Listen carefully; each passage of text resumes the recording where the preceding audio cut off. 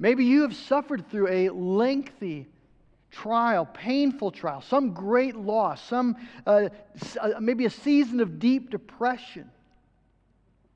And God seemed to be silent, right? Have you ever just had the experience where you're praying, but you just have a sense that your prayers are not getting above the ceiling? Heaven seems like brass. And you weep in your pillow, you see, because not only the pain of your circumstance, but the heartache of why isn't God responding? Maybe you've had that sort of experience. You see, we do expect God to deliver us, to protect us from tragedy maybe, or if we have to face the trial, then for God to deliver us maybe quickly through it. And when He doesn't, the conclusion we quickly draw is that either He is punishing us for some sin that we need to confess, and so we're in the system, or that God just doesn't care. But Elihu comes and says that is not the only possible conclusions that can be drawn. And that leads us to Elihu's second point, that God actually is speaking. He's not silent at all. Job's charge has been, God will not answer a man. And Job has said, He doesn't have to answer a man. He's God. So what can we do? But Elihu comes back and says, no, Job, God is a speaking God. He speaks at least in two ways, though man does not perceive it. We don't recognize it as speaking, but it is. And Elihu points out two ways this happens. One, visions and dreams. Verse 15.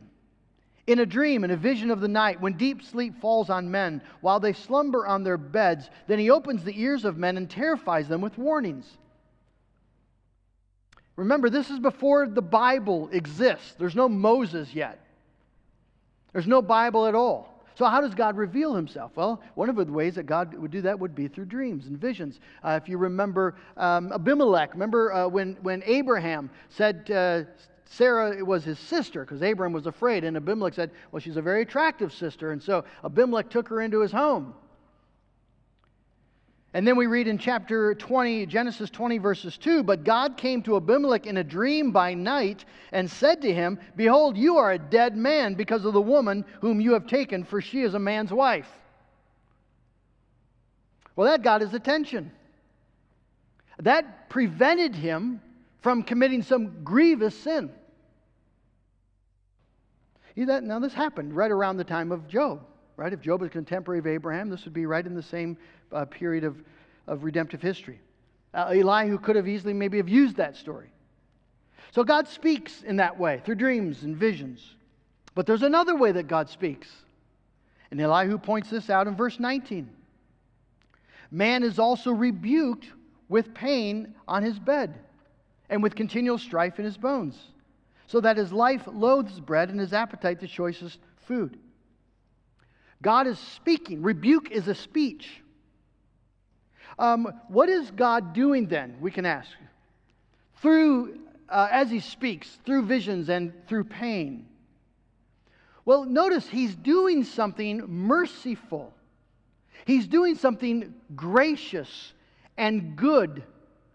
When He came to Abimelech, it was to prevent Abimelech from committing a great sin. So He turned Abimelech aside. It's exactly what you see in verse 16. He opens the ears of men and terrifies them with warnings, that He may turn man aside from his deed and conceal pride from a man. Keep him from pride. This is stated even more explicitly in chapter 36:15, where Elihu says, He, that is God, delivers the afflicted by their affliction. That's quite a statement. He delivers the afflicted by their affliction and opens their ear by adversity.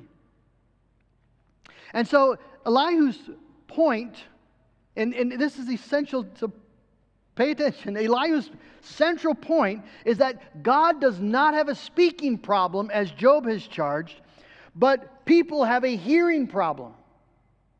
People don't perceive, verse 14, that God is speaking.